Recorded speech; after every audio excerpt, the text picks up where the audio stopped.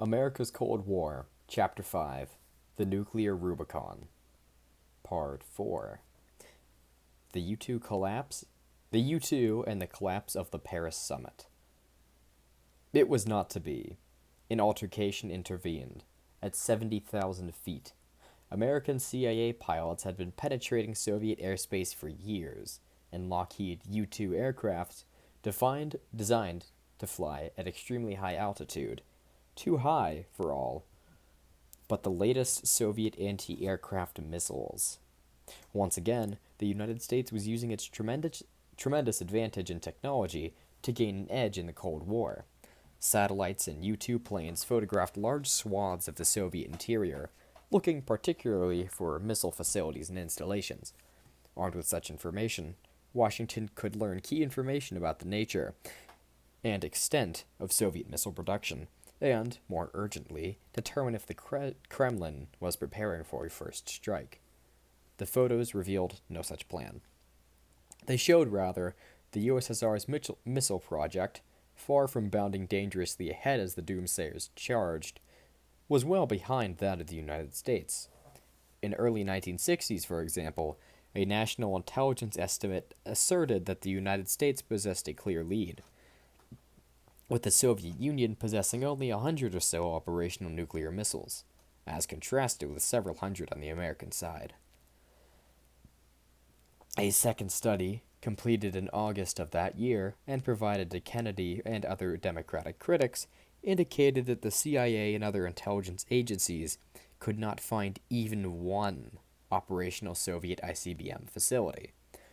We now know that these top secret studies actually exaggerated Soviet capabilities. The United States enjoyed a vast superiority over the USSR in every category of nuclear weaponry, even as critics of the White House were thundering on about imminent Soviet dominance. In late April, Eisenhower gave the go-ahead for another U-2 flight. With the summit scheduled to begin on May 15th, some Washington analysts questioned whether it made sense to conduct a mission so close to Eisenhower's departure for Europe. Other officials saw it differently, including Richard Bissell, the CIA's head of clandestine operations, who pleaded with the reluctant president to authorize just one last flight. The Kremlin was aware of the U-2 flights, after all, but not protesting against them for fear of admitting weakness. What superpower cannot control its own skies? No doubt the flights enraged Khrushchev, and no doubt little useful information would come from this last U-2 mission, but the risks were small. The planes normally flew too high for Soviet defenses, and were they to get lucky and shoot one down, almost certainly the plane and the lone pilot in this case, CIA airman Francis Gary Powers, would not survive. Pilots carried with them a needle that offered instant suicide in the remote event that they were captured alive. Eisenhower approved the mission, delayed by weather until May 1st, the Soviet National Day. Against all odds, the worst scenario occurred. The U-2 flight was shot down on the eve of the international summit, and the pilot survived.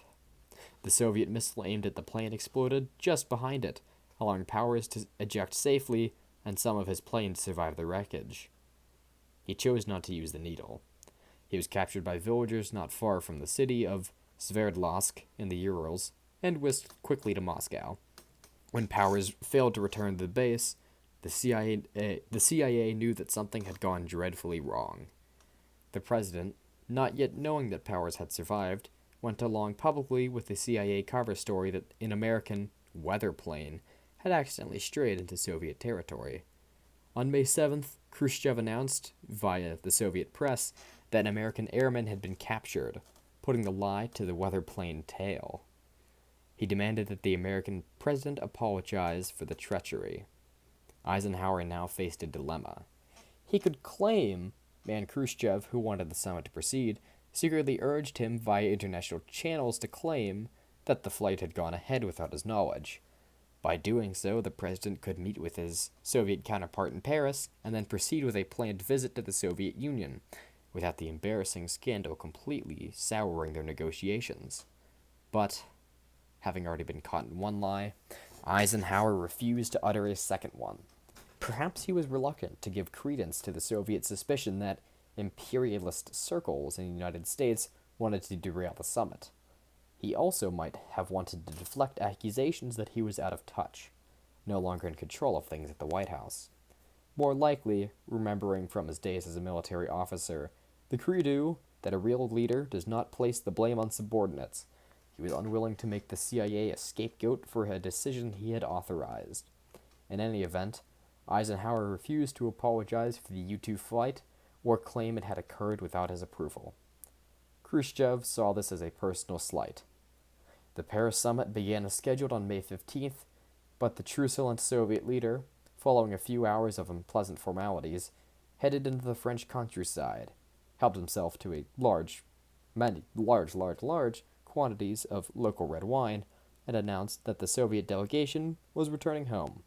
The Paris summit, and with it hopes for a broader relaxation of the Cold War, had collapsed. End of part 4.